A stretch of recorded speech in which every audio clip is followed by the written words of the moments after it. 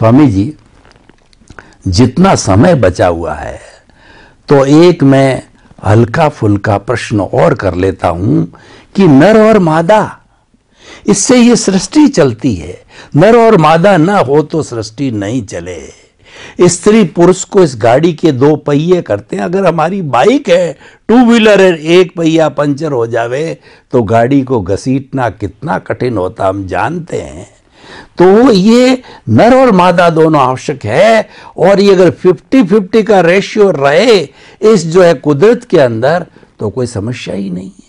चाहे पशु में हो, पक्षियों में हो, इंसान में हो, सभी में हो तो कोई दिक्कत ही नहीं है। लेकिन मानव इतना लोभी, इतना इगोस्टिक हो गया है कि ये रेशियो बिगड़ रहा है, क्योंकि भ्रूण हत्या हो रही है।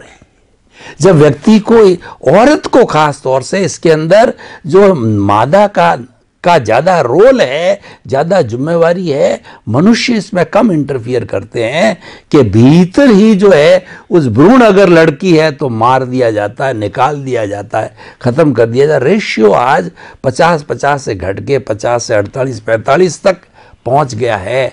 तो बहुत बड़ा समाज के अंदर एक बिखराव हो रहा है, और हो सकता है गिरे और गिरे तो अनैतिकता पैदा होगी। तो मैं क्या कहना चाहता हूं, इस भ्रूण हत्या को रोकने के लिए रिलेटिव और रियल, इसके अंदर दोनों ही पक्षों को आप रख करके, क्योंकि ये चेतना को मार रहे हैं।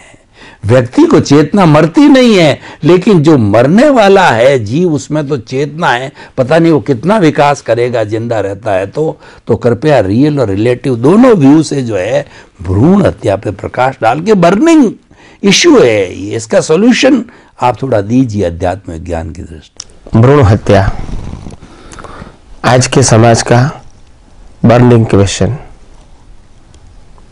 क्या यह सही है, क्या यह गलत है, क्या होना चाहिए,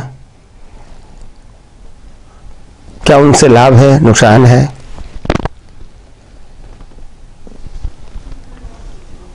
देखो, हर रिलेटिव सत्य का दो पक्ष होता है, फायदा भी और नुकसान भी। और इसीलिए वन वे बोलेंगे कि हम फायदा ही होगा, नुकसान नहीं होगा, ऐसा तो नहीं बोल सकते हैं। कई सारे व्यक्तियों को जो एक बार गलत काम कर चुके हैं, इसको छुपाने के लिए भ्रूण हत्या उनके लिए जीवन मरण का प्रश्न होता है। और कई लोगों को अपने जीवन में जैसे जैसे ये परिस्थिति आती है तो एक शौक के लिए करते हैं, तो वो ठीक नहीं है। एक जिंदे व्यक्तियों को पंच भूतों वाला या तो 5 इंद्रियों वाला, 5 सेंस वाला जीव को आप उगते ही मार देते हैं। सोचो आपको भी ऐसा हुआ होता तो नहीं करना चाहिए।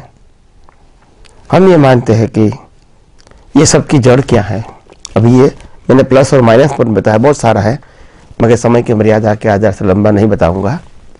मगर आपको सबको ये बताना चाहता हूँ, ये दोनों की जड़ क्या है। आखिर भ्रूण हत्या करनी क्यों पड़ती है?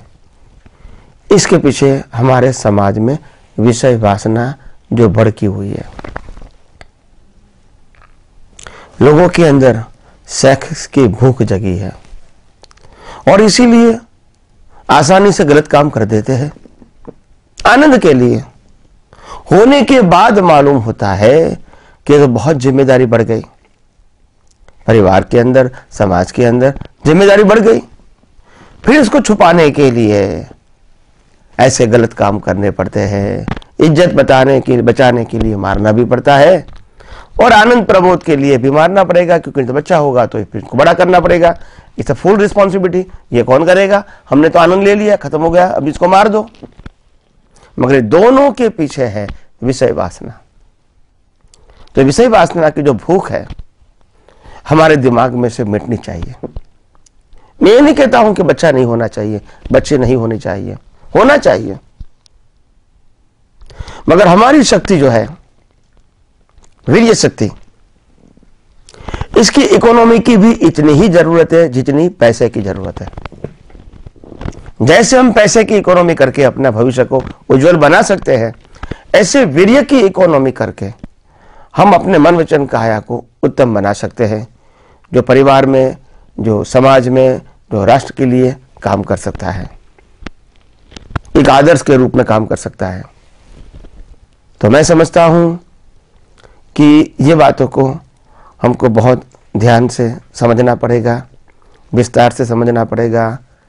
अभी तो समय की मर्यादा के अधीन मैंने इस भ्रूण हत्या के बारे में प्लस और माइनस पॉइंट बताया, उसका रूट क्या है वो भी बताया, और अगर आप वीर्य की इकोनॉमी करते हैं तो आप कितना महान बन सकते हैं परिवार के लिए, समाज के, राष्ट्र के लिए, वो भी मैंने बताया। विस्तार से आगे आगे सब बातें बताई जाएगी, आपकी ही भावनाओं के मुताबिक, आपकी ही अपेक्षाओं के मुताबिक, आपके ही प्रश्नों के माध्यम से।